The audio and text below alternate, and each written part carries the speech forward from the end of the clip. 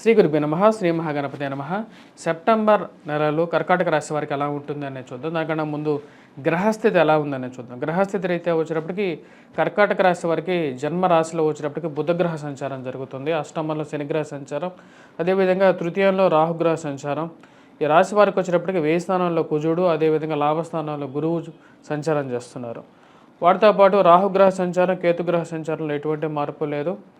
ఈ రాశి వారికి వచ్చేటప్పటికి మనం గమనించినట్లయితే భాగ్యస్థానంలో రాహుగ్రహ సంచారం జరుగుతుంది. ఇటువంటి గ్రహస్థితిలో వచ్చేటప్పటికి సెప్టెంబర్ నెలలో ఒక మార్పు అనేది జరుగుతుంది.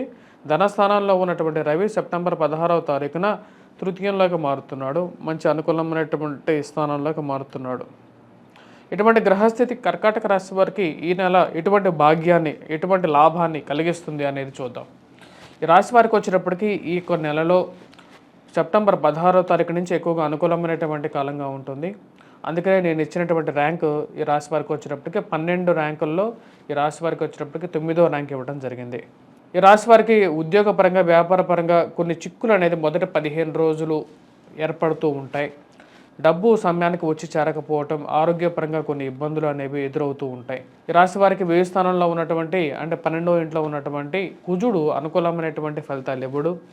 జన్మరాశిలో ఉన్నటువంటి రవి వచ్చేటప్పటికి దుందుడుకు స్వభావాన్ని, కోపాన్ని, చికాకుని, ప్రతి విషయానికి ఎక్కువగా రియాక్ట్ అవ్వడాన్ని పెంచుతూ ఉంటాడు. అది మీ యొక్క తప్పు కాదు. యాక్చువల్గా మీకు గత నెలలో ఉన్నటువంటి మనస్తత్వం ఇప్పుడు లేదు అంటే దానికి గల కారణం మానసిక చింత, లేకుండా ఉండే ఈ యొక్క గ్రహస్థితి రవి జన్మరాశిలోకి వచ్చినప్పుడు ఎవరికైనా సరే డబ్బు అనేది కొంచెం ఎక్కువగా ఖర్చు అవుతూ ఉంటుంది. అదేవిధంగా అష్టమంలో ఉన్నటువంటి శని యొక్క ప్రభావ రీత్యా కూడా ఆ డబ్బు ఖర్చు అవ్వటం, జన్మ రాశిలో ఉన్నటువంటి రవి కూడా వచ్చేటప్పటికి ఖర్చుకారకుడు అవుతాడు. అదేవిధంగా వ్యయ స్థానంలో వచ్చేటప్పటికి కుజుడు ఉన్నాడు. కుజుడు కూడా వచ్చేటప్పటికి ఎటువంటి ఫలితాన్ని ఇస్తాడు. వివాహ ప్రయత్న సంబంధితమైన విషయాల్లో కూడా ఈ రాశి వారికి కొంచెం అనుకూలమైనటువంటి ఫలితాలు వస్తాయి. అంటే దగ్గరికి ఒక సంబంధం వస్తుంటుంది. ఎందుకంటే గురువు మంచి అనుకూలమైనటువంటి స్థానంలో ఉన్నాడు. ఈ రాశి వారికి వచ్చేటప్పటికి లాభస్థానంలో ఉన్నటువంటి గురువు అత్యంత యోగకారకుడు.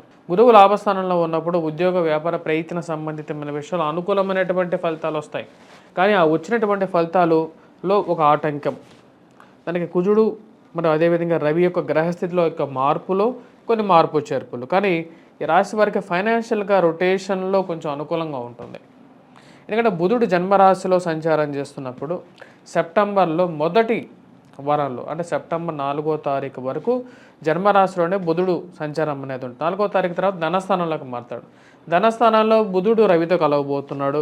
మోడ్యమంలోకి దగ్గరగా వెళ్ళబోతున్నాడు అన్నమాట సెప్టెంబర్లో. అప్పుడు ఏమవుతుందో ఫైనాన్షియల్గా 4వ తారీఖు దాకా ఉన్నటువంటి పరిస్థితి తర్వాత డబ్బు ఖర్చు అవ్వటం, స్లోగా బ్యాలెన్స్ తగ్గటం అనేది జరుగుతుంది. ఎందుకంటే ఇంట్లో ఖర్చులు ఎక్కువగా ఉంటాయి కదా.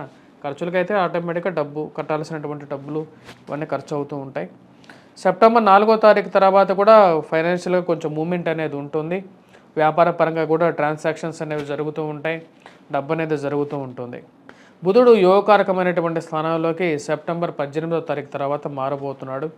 శుక్రుడు కూడా అనుకూలమైనటువంటి స్థితిలోకి మారుతున్నాడు కాబట్టి కొంచెం అనుకూలత అనేది పెరుగుతుంది. రవి 16వ తారీఖు తర్వాత ధనస్థానంలో నుంచి ఎప్పుడైతే ఈ రాశి వారికి జన్మరాశిలో నుంచి ఎప్పుడైతే మారుతున్నాడు, ధనస్థానంలో నుంచి కన్యలోకి మారుతున్నాడు సెప్టెంబర్ 16వ తారీఖు నుంచి, అప్పుడు అనుకూలమైనటువంటి ఫలితాలు ఎక్కువగా ఇవ్వటం జరుగుతుంది. వ్యాపార ప్రయత్న సంబంధితమైన విషయాల్లో నూతన అవకాశాలు పొందటం, అదేవిధంగా వృత్తిరీత్యా కూడా కొంచెం అనుకూలత అనేది పెరుగుతుంది అన్నమాట. అంటే అంతకుముందు మీతో సరిగా లేనటువంటి వారు కూడా మీతో మంచిగా క్లోజ్గా మూవ్ అవటం. కానీ ఈ రాశి వారికి వచ్చేటప్పటికి ధనస్థానంలో ఉన్నటువంటి అంటే సింహరాశిలో ఉన్నటువంటి రవి ఎప్పుడైతే ఈ మొదటి 15 రోజులు ఏదైతే ఉంటుందో మీరు ఇరుగు పొరుగు సఖ్యత విషయంలో కొన్ని జాగ్రత్తలు తీసుకోండి. అంటే ఆగస్టులో జన్మరాశిలో ఉన్నటువంటి రవి వచ్చేటప్పటికి ఖర్చు కారకుడు. కానీ సెప్టెంబర్లో వచ్చేటప్పటికి పరిస్థితిలో మార్పు, ఇక్కడ ధనస్థానంలో ఉన్నటువంటి రవి వచ్చేటప్పటికి ఖర్చుని ఎక్కువగా సూచిస్తున్నాడు. సెప్టెంబర్ 16వ తారీఖు తర్వాత ఎప్పుడైతే రవి తృతీయంలోకి మారుతాడో ఉన్నటువంటి స్థితిలోనే కొంచెం మెరుగు రావడం జరుగుతుంది. అంటే ఇరుగు పొరుగు సఖ్యత విషయంలో కొంచెం అనుకూలత అనేది పెరుగుతుంది. వ్యాపార ప్రయత్న సంబంధితమైన విషయాల్లో అనుకూలత, ఉద్యోగంలో కూడా వచ్చేటప్పటికి ఉన్నత స్థాయిలో ఉన్నటువంటి స్త్రీ పురుషులతో కొంచెం సఖ్యత అనేది పెరగడం అనేది మానసిక ఆనందానికి గల కారకంగా ఉంటుంది. అంటే కొత్తగా ఎవరైతే ఉద్యోగ ప్రయత్నాలు చేస్తున్నారో వారికి ఎక్కువగా అనుకూలిస్తుంది. ఎందుకంటే సెప్టెంబర్ 16 నుంచి అక్టోబర్ 16 వరకు కూడా రవిగ్రహ సంచారం అనేది కన్యారాశిలోనే జరుగుతుంది. అది ఈ యొక్క కర్కాటక రాశి వారికి అనుకూలమైనటువంటి స్థితిని ఇవ్వగలుగుతుంది. మెయిన్గా వచ్చినప్పటికీ కాంట్రాక్ట్స్ని ఎక్కువగా ఇవ్వగలుగుతుంది. సంఘంలో ఉన్నటువంటి ఎవరైతే పెద్దవాళ్ళు ఉన్నారో వారితో కొన్ని పరిచయాలు ఏర్పడటం, ఆ పరిచయాలని మీకు తర్వాత ఆ కాంట్రాక్ట్స్ వల్లే మీకు ఉపాధి కానీ లేకుండా ఉంటే ఒక ఫైనాన్షియల్ ఎయిడ్ కానీ దొరకటం, వ్యాపారంగా కూడా ఒక కొత్త అవకాశాలు దొరకటం, మానసిక చింత నుంచి కూడా కొంచెం బయటకు రాగలుగుతారు. అంటే ఎప్పుడైనా సరే కాంట్రాక్ట్స్ ఈ రోజుల్లో సొసైటీలో అంతా కాంట్రాక్ట్స్ మీద నడుస్తుంది కాబట్టి ఆ కాంట్రాక్ట్స్ అనేది ఎస్టాబ్లిష్ అవ్వగలుగుతాయి. ట్రాన్స్ఫర్స్ రిలేటెడ్ ఇష్యూస్ నుంచి ఎవరైతే ప్రయత్నాలు చేస్తున్నారో ఉద్యోగ మార్పు చేర్పుల గురించి ప్రయత్నాలు చేస్తున్నటువంటి వారికి కూడా కొంచెం అనుకూలత అనేది రాబోతున్నటువంటి సెప్టెంబర్ 16 నుంచే ఎక్కువగా పెరుగుతుంది. సంబంధాలు లేకుండా ఈ ప్రయత్నాల విషయాల్లో కూడా సెప్టెంబర్ తర్వాత అంటే దగ్గరికి వచ్చినటువంటి సంబంధాలు కూడా దూరంగా జరగటం అసలు అర్థం కానటువంటి పరిస్థితి అన్నమాట. ఎందుకు దగ్గరగా వస్తాయి, ఇంకా రేపు ముహూర్తాలు పెట్టుకుందామని అనేటువంటి ఎంగేజ్మెంట్ గురించి ఆలోచించేటువంటి వారు కూడా ఒకేసారి దూరంగా జరగటం. కానీ సెప్టెంబర్ 16వ తారీఖు నుంచి కొంచెం అనుకూలత అనేది బాగా పెరుగుతుంది. మానసిక చింత నుంచి బయటికి రాగలుగుతారు. ఉద్యోగంలో ఒక కదలిక, అనుకున్నటువంటి మంచి స్థాయి ఉద్యోగం మీరు ఏదైతే ఎక్స్పెక్ట్ చేస్తున్నారో అది దొరకటం అనేది ఒక మంచి అదృష్టంగా మీరు ఫీల్ అవుతారు. ఇక రాశి వారు కూడా రాశిలో ఉన్నటువంటి వారికి కుటుంబ సంబంధ బాంధవ్యాలకి మీరు ఇస్తున్నటువంటి విలువలను నమ్మి మీ యొక్క సంబంధం కావాలని చెప్పి కొంతమంది రావటం అనేది మీకు ఒక మంచి ఆనందాన్ని కలిగిస్తుంది. ఈ రాశిలో ఉన్నటువంటి వారికి వ్యాపార పరంగా అనుకూలమైనటువంటి ఫలితాలు కూడా సెప్టెంబర్ 16వ తారీఖు నుంచి పొందగలుగుతారు. రొటేషన్లో కొంచెం అనుకూలతంగా ఉంటుంది. ఈ రాశి వారికి విద్యార్థులకు ఎలా ఉందని చూద్దాం. విద్యార్థులకు వచ్చేటప్పటికి అనుకూలమైనటువంటి ఫలితాలు ఫస్ట్ హాఫ్లో తక్కువగా ఉన్నాయి. ఈ రాశి వారికి విద్యార్థులకి సెకండ్ హాఫ్లో అంటే సెప్టెంబర్ 16వ తారీఖు నుంచి మంచి అనుకూలమైనటువంటి ఫలితాలు పొందగలుగుతారు. ఎందుకంటే మారుతున్నటువంటి గ్రహస్థితి రీత్యానే కుజగ్రహంలో ఎటువంటి మార్పు లేదు కాబట్టి ఈ సెప్టెంబర్ 16 నుంచి కొంచెం అనుకూలమైనటువంటి ఫలితాలు పొందగలుగుతారు. మరియు అదేవిధంగా విద్యార్థులు ఎవరైతే పోటీ పరీక్షల కోసం ప్రిపేర్ అవుతున్నారో వారికి అనుకూలమైనటువంటి ఫలితాలుగానే చెప్పచ్చు. ఎవరైతే గ్రూప్స్, సివిల్స్, ప్రిలిమ్స్కి లేకపోతే యూపీఎస్సీ ఎగ్జామ్స్కి ప్రిపేర్ అవుతున్నారో వాళ్ళు కొంచెం కష్టపడి చదవగలిగితే ఉత్తీర్ణత సాధించగలుగుతారు. రాబోతున్నటువంటి కాలం అనేది అంతా మంచి కాలంగానే, ఎందుకంటే గురువు బాగున్నాడు, రవి మంచి స్థానంలో ఉన్నాడు. కాన్ఫిడెన్స్ లెవెల్స్ అనేది బాగా పెరుగుతాయి. ఎందుకంటే సూర్యుడే వచ్చినప్పటికి ఆదిదేవుడుగా చెప్పచ్చు మనం. సూర్యుడు అన్ని గ్రహాల్లో అత్యంత శక్తివంతుడు అనమాట. ఎందుకంటే గ్రహాలకే తండ్రి లాంటి వాడు. తన యొక్క దృష్టి ఎటువంటి స్థానంలో ఉంటే ఆ యొక్క స్థానానికి బలాన్ని ఎక్కువగా ఇవ్వగలుగుతాడు. ముఖ్యంగా ఏవైతే ఆఫీసెస్లో కానీ లేకపోతే గవర్నమెంట్ ఆఫీసెస్లో కానీ జరగనటువంటి ఫైల్స్ ఏవైతే ఉంటాయో, ముందుకు జరగనటువంటి ఫైల్స్ లేకపోతే మీ యొక్క బ్రదర్స్ సిస్టర్ రిలేషన్షిప్స్లో ఉన్నటువంటి ఇష్యూస్లో ఒక ముడివికి రావడం జరుగుతుంది. అంటే వీటిని ఎలాగైనా సరే బ్రేక్ చేయాలి, మనకు ఉమ్మడిగా ఉన్నటువంటి ఆస్తి పంపకాల్లో ఒక ముందడుగు పడాలి అని చెప్పి మీరు ఒక నిర్ణయాన్ని తీసుకుంటారు. దానికి కూడా ఒక తగినట్టుగానే వాడు కూడా ఒప్పుకుంటారు.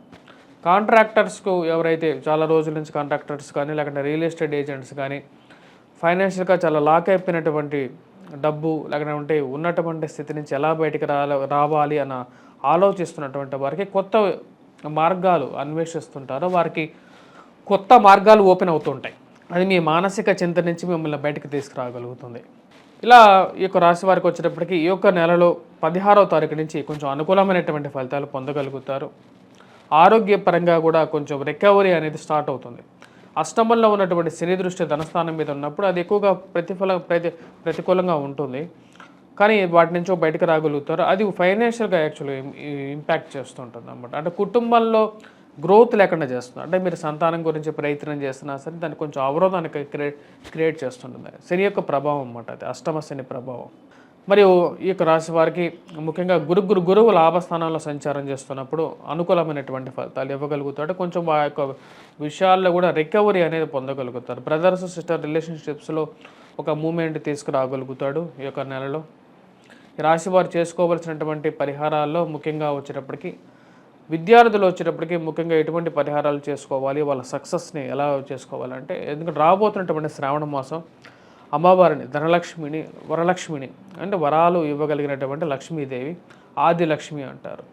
లక్ష్మీ లేనటువంటి నారాయణుడు కూడా ఎటువంటి భోగాన్ని పొందలేడు. కాబట్టి అటువంటి శక్తి కలిగినటువంటి వారు అమ్మవారు అన్నమాట. అమ్మవారిని ఏ విధంగా పూజించాలి ఈ రాశి వారు అనేది చూద్దాం. ఏ పుష్పాలతో పూజించాలి అన్నప్పుడు శని నుంచి బయటకు రావటం కోసం విష్ణుక్రాంతి పత్రం పూలతో, ముఖ్యంగా విష్ణుక్రాంతి పూలతో పూజించండి. వెంకటేశ్వర స్వామి కూడా ఈ యొక్క నెల అనేది చాలా ఇష్టమైనటువంటి నెల. కాబట్టి వెంకటేశ్వర స్వామిని కూడా వచ్చేటప్పటికి ఈ యొక్క నెలలో ముందుగా మీరు పూజించాల్సింది విష్ణుక్రాంతి పూలతో పూజించండి. శంఖ పుష్పాలు అంటే కొద్దిగా నల్లగా ఉంటాయి అవి, వాటితో కూడా స్వామివారిని పూజించవచ్చు. లేదంటే అమ్మవారికి కూడా అవి అలంకరింపజేయచ్చు. వీటితో పాటు గురువు యొక్క కృప అనేది చాలా ముఖ్యం. చామంతులతో కూడా మీరు అమ్మవారిని పూజించినప్పుడు పసుపుతో అమ్మవారిని అలంకరిస్తారు అందరూ. సరే అటువంటి వస్త్రంతో అలంకరించి అటువంటి పూలతో అమ్మవారిని పూజించినప్పుడు పసుపు శుభసూచకం. అదేవిధంగా గురువు యొక్క బిందువు అన్నమాట. అంటే గురువుకి ప్రతిరూపంగా కూడా పసుపు అవుతుంది, అదే కలర్ కాబట్టి. సో ఆ యొక్క కలర్తో చేసినటువంటి వస్త్రాన్ని అమ్మవారితో పూజించినా సరే మీకు శుభం కలుగుతుంది. స్వస్తి.